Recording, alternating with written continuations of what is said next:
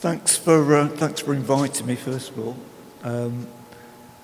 I'm going to talk about poetry and the importance of little poetry magazines to the development of various countercultures in Britain. I'm slightly nervous about talking about poetry in front of several poets, because my background's not really poetry at all. My background's kind of fanzines, 80s, 90s fanzines.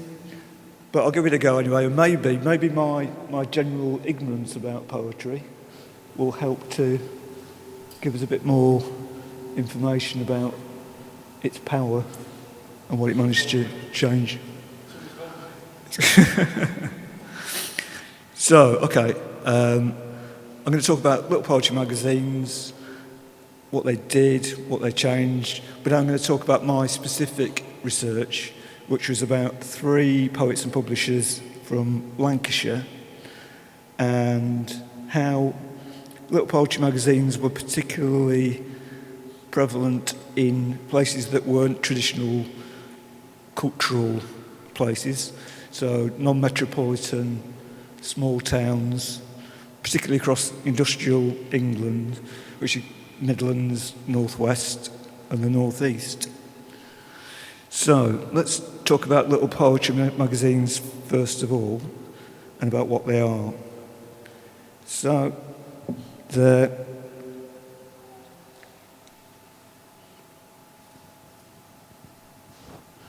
basically they're little, not because they're not important, but because they tended to have small subscription bases, so maybe just a couple of hundred, but that tended to be other poets and other poetry magazine editors. So it was quite a virtuous loop, quite an important kind of group that would exchange ideas between each other. Little because they were not big corporations, they were kind of made by 1, 2 or maybe 3 people, and they were a way for poets who were just starting out to get their poetry published, but also for more experienced poets to experiment away from the limelight, if you will. They were cheaply made,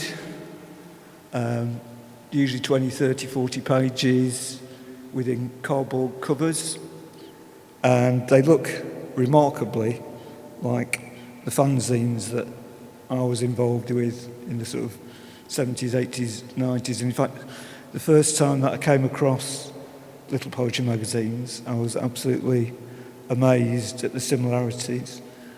I mean, they not just the way that they look, but also the way that they're structured and their content, in that they tended to have reviews of other magazines and contact details. So once you kind of discovered one, you were led into a whole world of publishing, and you could then kind of discover and write to other people who had the same sort of interest. So, and they were remarkably like in a kind of, my background, I suppose, is kind of punk rock and music and stuff like that, and in their own way, I think little poetry magazines and the kind of poetry that were publishing was very much like punk, quite kind of edgy and dangerous. Anyway, I've got a few examples of the kind of thing that they look like. Cheaply made. So they were cheaply made so that basically the publishers didn't need to worry about making a profit. They could experiment without having to worry that people weren't going to buy them. It didn't really matter. So they could really kind of go for experimental avant-garde poetry. And it's here we go. Here's a quote. There's probably some better quotes about little poetry magazines, but I like this one because of the way, I don't know if you can read it at the back. I like the way that they kind of phrased it at the end, where They're willing to lose money, court ridicule, ignore public taste, willing to do almost everything, steal, beg or undress in public, rather than sacrifice their right to print good material. Such periodicals are, therefore, non-commercial by intent, for their altruistic ideal usually rules out the hope of financial profit. So it's not about the money, it's about what's sort of in there, basically. So why are they important? Okay. By the 1950s, there was some really exciting new forms of poetry that Lawrence has already talked about in Britain. I was going to say concrete, but you've already told me that we shouldn't really be talking about concrete poetry. So it was sound, text, and cut up. It was influenced by some older poets, Ezra Pound, Basil Bunting, and various other kind of, but also by surrealism and Dada, particularly Dada as well. So that was kind of really kind of blooming in Britain. In America, there were three main schools of new poetry that were developing. There was at Black Mountain College, there was Charles Olson, who developed an open projectivist form of poetry, which then opened the way for people like Denise Levertov, Allen Ginsberg, Charles Olson, Denise Levertov. Yeah. That was Black Mountain College. In New York, there was Frank O'Hara and Barbara Guest. And on the West Coast, in San Francisco, through the City Lights bookshop of Ferlinghetti, people like Allen Ginsberg and Rex Roth were also experimenting with new forms of verse. In particular, Ginsberg and Olson were revolutionising poetry, using new forms, new structures, different use of language. Is that having a really powerful effect on the way that people wrote about poetry? But the problem was that in Britain, what literary media there was at the time was controlled by a group of traditionalists who didn't really like the new kind of avant-garde that was coming through. And it was very difficult for people to get their poetry out there, even though there's all this amazing, exciting stuff developing, you couldn't really see it.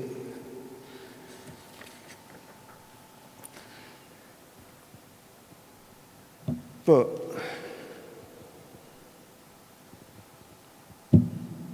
around the same time, late 50s, there were new forms of cheap printing just starting to become available in Britain. So you had the mimeograph, the offset lithograph, and early forms of photo reproduction were for the first time becoming available. And what that meant was there were dozens of small presses beginning to appear around the country. I mean, they did appear in places like London and Manchester and Glasgow, but also particularly starting to appear in Lancashire and Yorkshire, small towns, and hundreds of little poetry magazines sprang from that sort of development.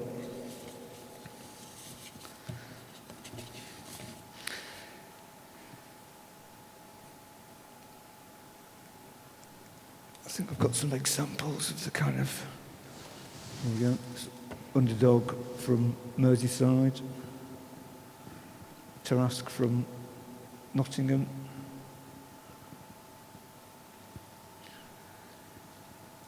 And this is a kind of a good quote about what was starting to happen.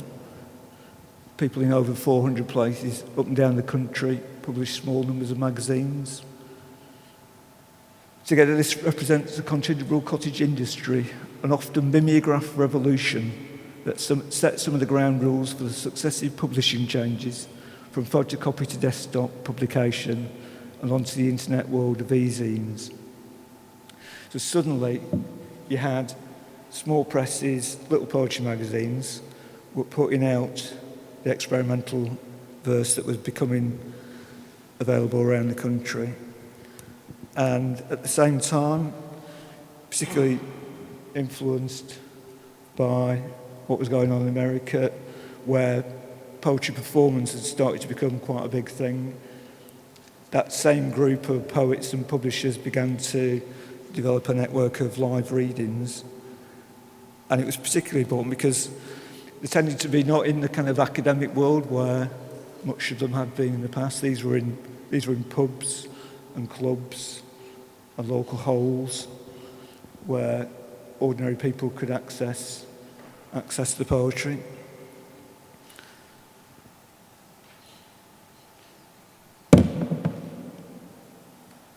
So it was basically democratising poetry.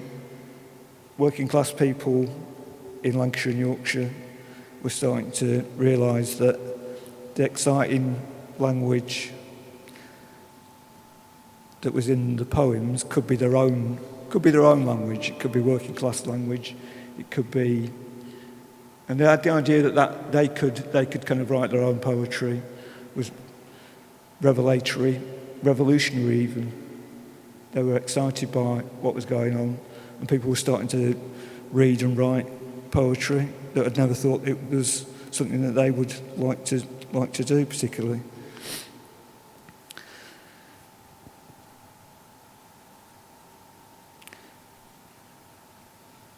So good question, how did the little poetry magazines spark the counterculture? Talked before about Ginsberg and Olson breaking down the structure of verse. And that not only revolutionised poetry, it began to spread into the wider literary canon, inspiring different forms of modernist writing. And then it went beyond that to inspire other art forms to become experimental. Music and art took on the same kind of revolutionary ideal. And then people realised that if the walls around art could be broken,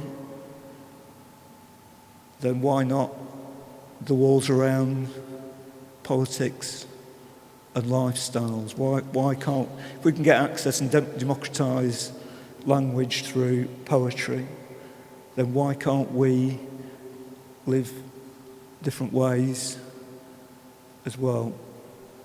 And so it went from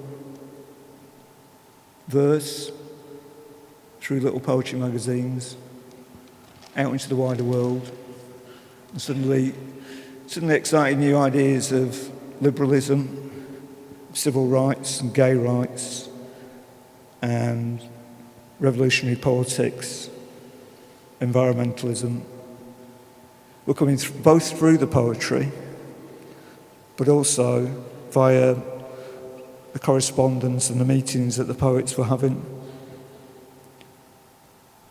And it went from being a literary-based idealism through to a new form of counterculture.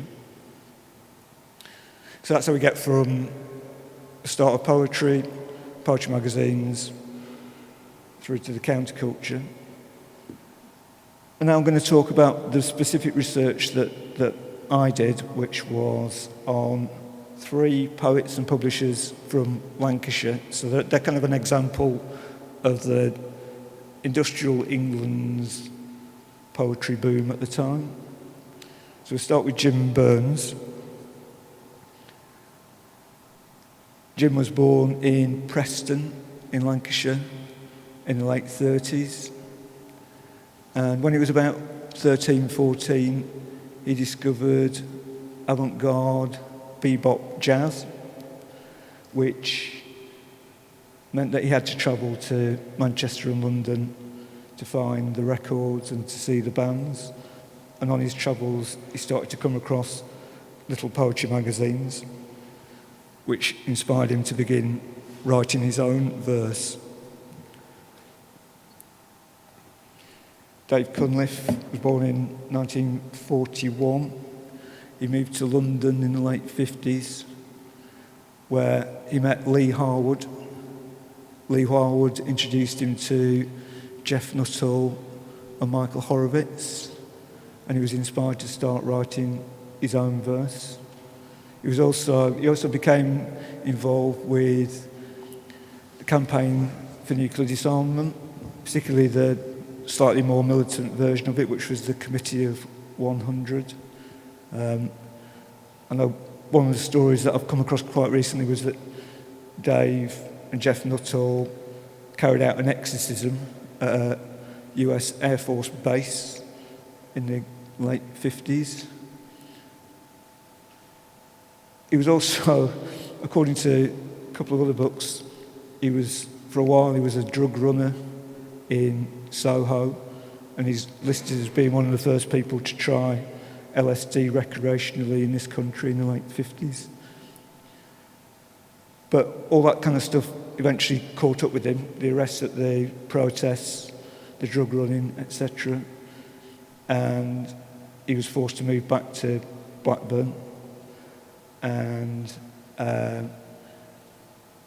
in London, he'd already started publishing his own poetry pamphlet, which was Screeching for Soundings, which came out when he arrived back in Blackburn. So it was basically his first published pamphlet was through his house in Blackburn. Tina Morris, born in the same year, 1941, comes from a little market town called Chorley between Blackburn and Preston. She discovered the beats, started writing her own verse, moved to Manchester, where she worked with Adrian Henry, a poet and artist, who introduced her to various forms of the avant-garde.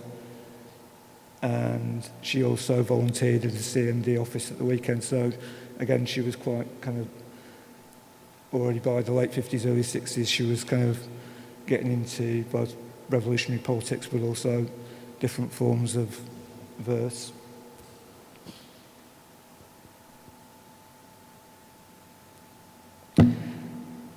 From his house in Blackburn, Dave Cunliffe began publishing his own regular magazine, which is Poet Meet. This is the first 4 issues have all got the same cover, but I think it kind of gives you quite a good idea of the kind of stuff that he was doing at the time, which was very beat influenced initially.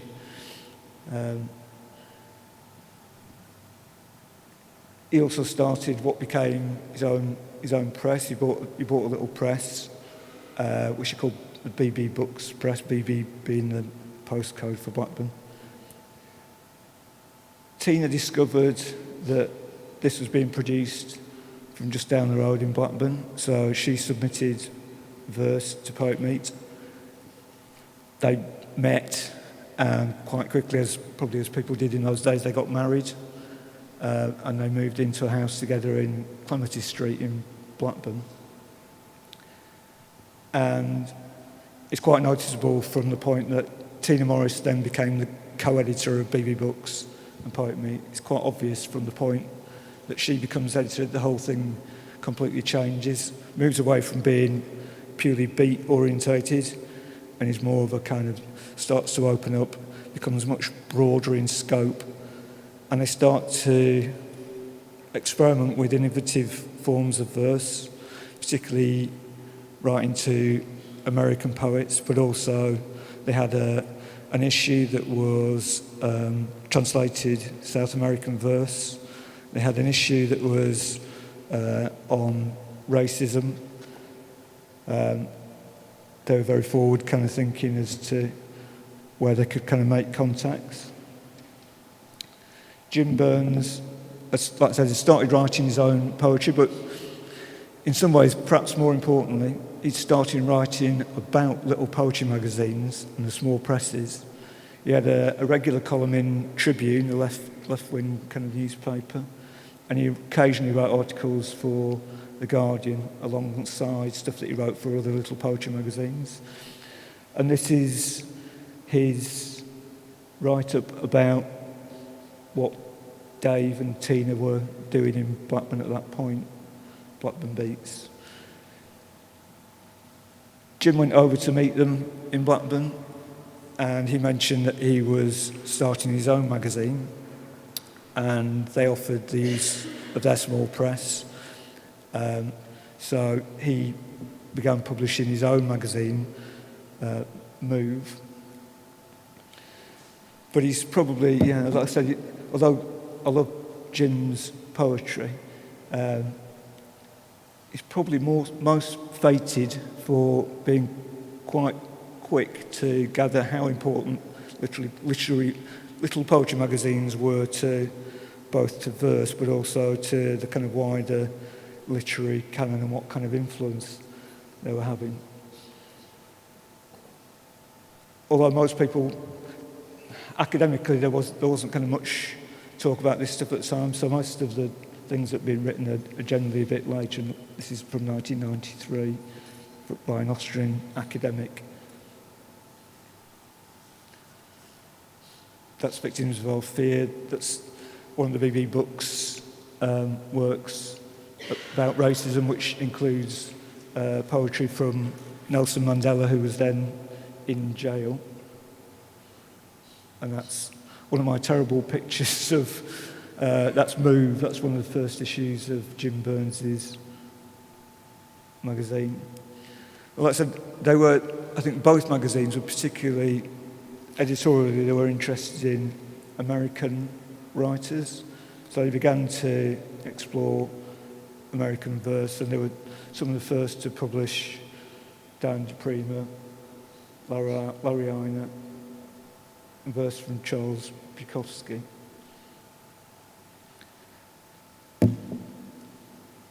By issue 8 of Poet Meet, they were really starting to gain some plaudits around the country. And this particular New British Poetry was one of the first attempts to try to anthologise British experimental poetry. And it was considered as being important enough for Michael Horowitz to organise a launch night at the Institute for Contemporary Arts, and had readings at Better Books and other places around London. In the editorial for this magazine, Dave Cunliffe coined the term the British Poetry Revival,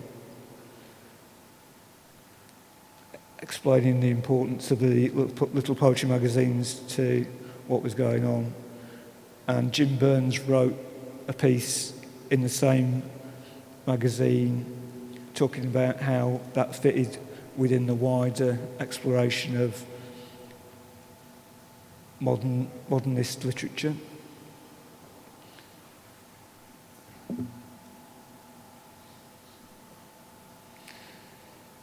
Alongside the publishing, Dave and Tina were radical vegans.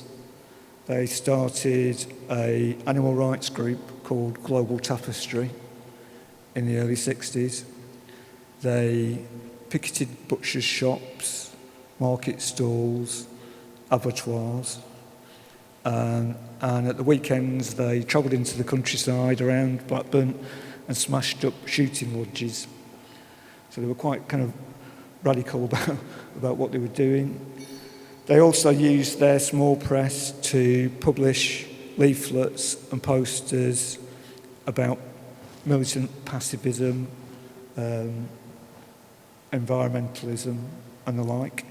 And they had what started out as a literary newsletter for Poet Meet subscribers called PN Newsletter, which went from being more of a kind of literary news sheet, to becoming a contact sheet for fellow activists that listed addresses for communes and groups and the likes. Jim Burns was kind of married with children at the time and had a job in various engineering plants around Lancashire, so couldn't really get himself involved in quite so much direct action, and he doesn't like to be linked with any particular political groups and the like, but the one kind of group that he was sympathetic towards, that he worked with, was the Industrial Workers of the World, which started out in America but had some sympathy in Britain. It's kind of an anarcho-syndicalist idea that what we could do is unite all the unions of the world. So he was kind of using his union positions at various engineering plants to put out that kind of message. And again, although he denies being a wobbly, he virtually single-handedly wrote the IWW British newspaper for several issues, even drawing some of the cartoons as well. So alongside the poetry, which was radical anyway, and bringing a radical message with it, they were also involved directly with radical politics. And writing to poets in America, they were starting to become linked with some of the early counterculture there.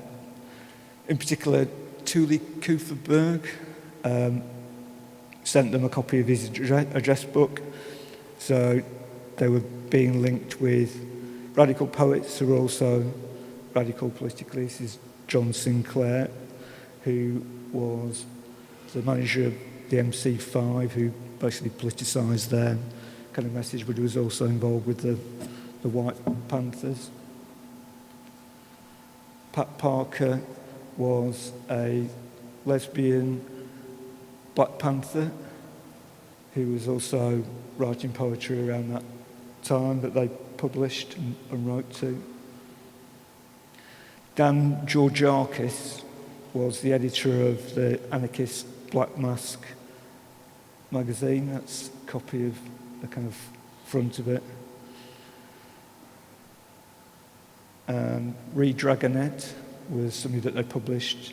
She's probably most famous for having her poetry put to music by Eric Dolphy.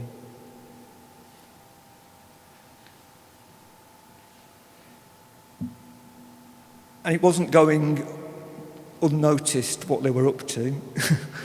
They were having, Jim Burns had several of his letters to America returned, stamped undesirable in red ink by the US State Department. And Dave Cunliffe was convinced that he was having his mail open. But at the same time, they were also having subscribers turn up at the house, kind of thinking it was going to be a kind of den of iniquity, when generally they lived fairly quiet lives, other than smashing up shooting lodges, obviously. But it was certainly starting to get noticed by the authorities. Back to the poetry. By the mid-60s, Kevin McCarthy, who was the editor of another small poetry magazine called Talaluk, had moved to Blackburn and was putting on poetry nights in Blackburn, as well as publishing Talaluk and the block sheets with it. Tina was putting on her own nights in Blackburn. I mean, some of the people that I interviewed for the book were particularly inspired by Tina's poetry nights, and also by the fact that it was a woman that was actually organising poetry nights in pubs in Blackburn, which at the time probably wasn't the kind of place that was receptive to women doing that kind of thing. That's a copy of Kevin McCarthy's Talaluk. So, yeah, they were starting to get a kind of reputation, I think. both for amazing publishing but also for their kind of politics. In 1964, Dave was involved in a terrible car accident which nearly killed him, and his old friend from London, Arthur Moyes, who was a artist and art critic for Freedom magazine, came up to visit him with his dog, Patch, and told him about a new idea that he got for a pamphlet that they were going to call Golden Convolvulus, which was essentially a poetry and art magazine that was anti-censorship and exploring the idea of sexuality in modern Britain.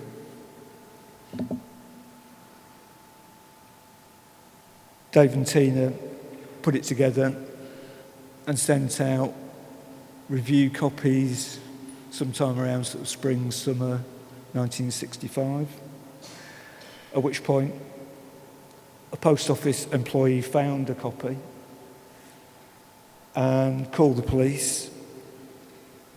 Dave and Tina's house was raided 3 times, and Dave was prosecuted, charged under the Obscene Publications Act and a slightly more minor offence under the Post Office Act. He pleaded not guilty, but was refused legal aid. And so basically their house was kind of up for grabs if it all went pear-shaped.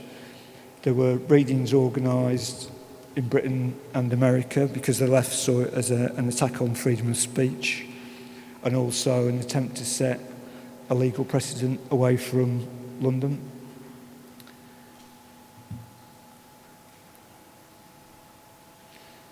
In the end, Dave was found not guilty on the major charge, but he was found guilty of the kind of post office sending stuff through the mail, basically, which meant that he got a £50 fine and £500 costs, which doesn't sound that much in today's terms, but at the time was a lot of money.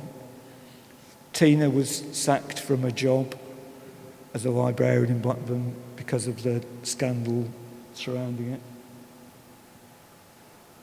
And some people at the time, and sometimes later, like this by John Sutherland, saw it as the first attempt by the authorities to strike back against the kind of liberalism that was just starting to come through. It's about the same time that Gustav Metzger and John Sharkey were also charged for there was a kind of art symposium in London, and there were also similar prosecutions almost exactly the same time in America. So it does seem that it was kind of almost like a concerted effort to try to fight back against it. It certainly had the effect that it suspended BB Books for quite a bit of time, and when Poet Meet restarted, a lot of the energy had kind of gone out of it. They didn't have much money, and they were really struggling by that point. So by the end of the 60s, Poet Meet had folded. Jim Burns decided to end Move. And although there's lots of other stuff to talk about what the three of them have done since, I'll kind of focus on what their impact was locally. Blackburn is a place where there's a large Asian population, and also it's been increasingly post-industrial, so there's not much work around, so there's basically been racial tension over the years. This is just after Enoch Powell made his Rivers of Blood speech. He came up to Blackburn to try and stoke up a bit of anti-immigrant anger. In the car, it's difficult to make out from here, but that's Enoch Powell in the limo. And just on the right of it, that's Dave approaching the car. Sadly, we don't have the picture of him actually throwing himself on the bonnet, which was what happened next. But he made the national press by causing a minor riot outside Blackburn Rugby Club. And although, in a way, the authorities had won by their prosecution, what they'd also done was, because it was covered in the national press and on the TV, they'd raised the kind of awareness that other people were also involved in radical politics. And it meant that people who thought they were on their own had started to get together and form their own groups. Shortly after this, Dave was involved in organising the Blackburn Action Against Racism group, and it was one of the first forms of the real kind of counterculture starting to happen in that area. He also met somebody called Ian Ross on that day, who was inspired to drop out of Oxford University, and he started a radical bookshop in Blackburn, which was publishing verse, had books about verse, but also about radical politics as well. That's not Ian Ross, that's one of the later people. That's just a picture from inside the bookshop a bit later in the 70s. From the bookshop, basically, probably the most important thing about the bookshop was that it had an upstairs room for performance space, for poetry, music, theatre, but at the back they had an office space that was used by a gay rights group, claimant union to advise people on benefits. There was Blackburn's women's group run from there, which was offering advice about contraception to women, which wasn't openly available at the time. Dave co-edited Blackburn Barker, which is a kind of local alternative newspaper from there. A chap called Peter Good, local anarchist from the area, started putting out his Anarchism Lancastrian magazine, which is just, if you ever come across a copy of it, it's amazing. It's kind of printed quite often on old bits of Kellogg's boxes or whatever, and usually came with a kind of pull-out. One of the things that he had was he had like an anti-Franco pull-out that you could kind of leave in pubs around the town, all sorts of kind of fairly bonkers stuff. Another group that Dave was involved in, it's just the start of planning for the M65 motorway, which is going to run from Lancashire over to Yorkshire. That was the idea. Dave was involved in setting up a transport action group, which, although I've not had confirmation, the kind of the typeface looks suspiciously like what Dave was using for BB books at the time. So there's lots of other kind of effects that they had locally, both in a literary and artistic sense. You can kind of trace, my book traces kind of links to groups that are still running today, lots of arts groups from people who were involved in the kind of activities that there were as well. There was a group called Welfare State International, which was a kind of radical theatre group that kind of connected to Jeff Nuttall, because he'd moved kind of up north at the time as well. And there's a kind of lasting impact, and what I try to do in the book is kind of take that through, follow kind of people through the anti-roads protests on the outskirts of Blackburn in the kind of early 90s. There's people involved who were kind of connected to the transport action group that Dave was part of 20 years earlier. And even things like there was a kind of Blackburn rave scene. They used kind of the old mills around town in the kind of late 80s, early 90s.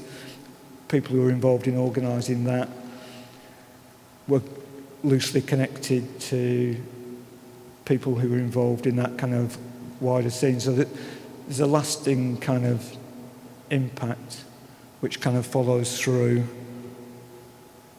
all the way through from poetry in the kind of early 60s through to kind of what was going on. That's Welfare State International.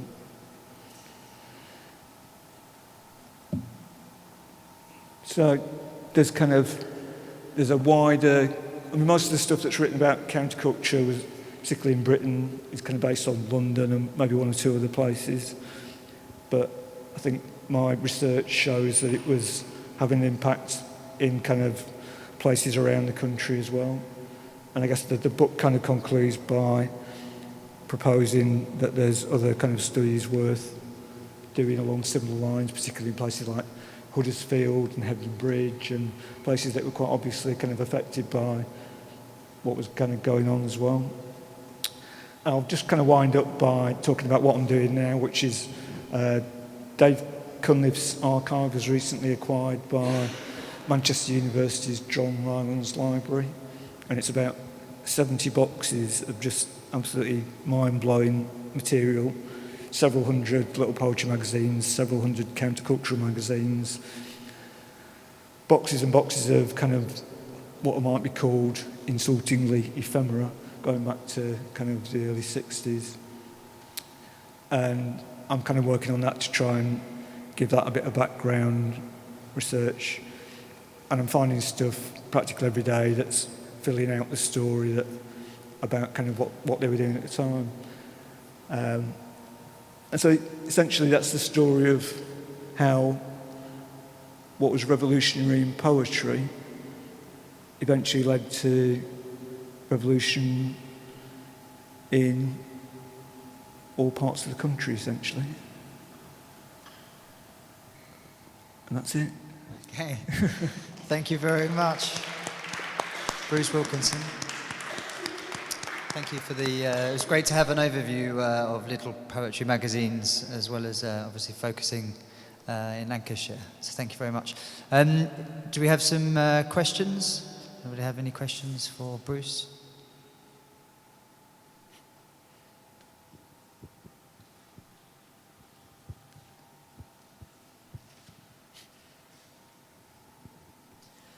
Because I don't want to assume that all non-urban areas or areas outside of London are the same, could you tell me where you would have expected perhaps more counterculture in a non-London area, but for some reason it didn't happen the way you thought it would? Yeah, that's not easy to say. I mean, one thing that I'd say about the kind of countercultural stuff that I've come across is that it's quite different in those areas where it sprang up away from London and Glasgow and Manchester. It tends to be, rather than it kind of being ideological as such, tends to be more pragmatic. So there were, for instance, in Blackburn, there were particular problems and issues and gaps in services, of what they're trying to do was something a bit more kind of practical, rather than having kind of groups that sat around talking about revolution. They actually kind of got out there and tried to do it. So there were communes set up, which was one or two of the communes that were set up at the time, were based around kind of, one of them was based around woodworking skills, and they still have a place called Olson, which is kind of on the outskirts of Blackburn and Burnley, and they still have this amazing place where they produce beautiful woodwork and live in a commune together.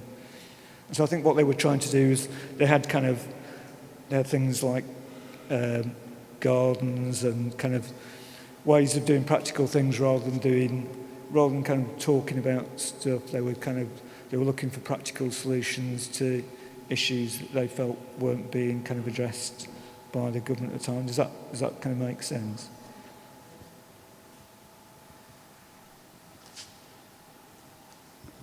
Thank you. What happened to Kevin McCarthy? That's a good question. He took a bit of tracking down, because I did make contact with him in the end, and the last time I communicated with him, he spent half the year in Brazil and the other half of the year in North America. And I think he was kind of lecturing at university, and was still kind of fairly active. So yeah, I think the last time I spoke to him, he'd just moved back to North America, but I think he was spending time between both places, but still writing about the poetry and the impact that it had. I was wondering if you'd say a little bit about the distribution of, say, Poet Meet and Move. And I was thinking also, often when we're looking at little poetry magazines, we think of it in relation to US magazines' impact on the UK. And I was wondering if you could speak a bit about the impact that these Lancashire poets had perhaps in the US or outside of Lancashire. Yeah, I mean, like I said, that they were recognised outside of Lancashire, particularly, like I said, for writing about the poetry as much as actually writing the poetry, but although the poetry is great in itself. And there was contact. Dave, Tina and Jim were published quite widely. Their poetry was published quite widely in American magazines. Dave in particular wrote for quite a few magazines that kind of crossed over between poetry and counterculture. And all three of them wrote for Peace News, which was a kind of radical newspaper, and British newspaper, and for Freedom newspaper, but also across Europe as well. There's in the archive, there's lots of examples of foreign language magazines where they're featured, and then there's lots of material from America where they're in those kind of publications as well. So, and it's an interesting question in itself, in that how do you disseminate kind of those magazines other than through the post? And there were a handful of bookshops, independent bookshops, that sprang up around Britain at the time. So there was kind of, where was it? Unicorn in Brighton, obviously Better Books in London. There's a few kind of places spread around the country that sold. Oh yeah, there's the Trent Books in Nottingham as well. But it was not easy kind of selling that kind of material, and from what I gathered, most of the sales were made at the readings that they kind of organised. So people would turn up, see the poetry or hear the poetry, and then buy the magazines, and it was probably spread. They were probably mostly disseminated in that way. But I think the post, it's easy to forget what it was like before we had email and the internet. You know, Dave and Tina didn't have a telly. They didn't have a telephone. You know, and it's kind of amazing, the story of how they spread information, received information from America and Africa and Australia at a time when it just wasn't easy to kind of communicate with other people. And it's kind of the power of the mail and the power of the letter was quite extraordinary. I think that was part of the thing. It was that not only were they getting kind of revolutionary verse, but then people would also write a letter with that, and they would tell them about the kind of things that were happening in San Francisco or Detroit or New York, and that would have quite an impact on them as well, because you just didn't get that kind of information. You couldn't look it up on the internet. One of the things that I was told repeatedly was that poets in Lancashire and Yorkshire and the North East knew more about what was going on in America or London than they did in what was happening in the next town, because you had no way of kind of publicising it really. So there's all this kind of stuff going on, but a lot of the time nobody really knew. And even now I was interviewing people for the book, and they had no idea. You know, people from Rochdale or Oldham, which are just a few miles down the road, had no idea what was going on in Blackburn. So you kind of forget how difficult it was to kind of get that information out there.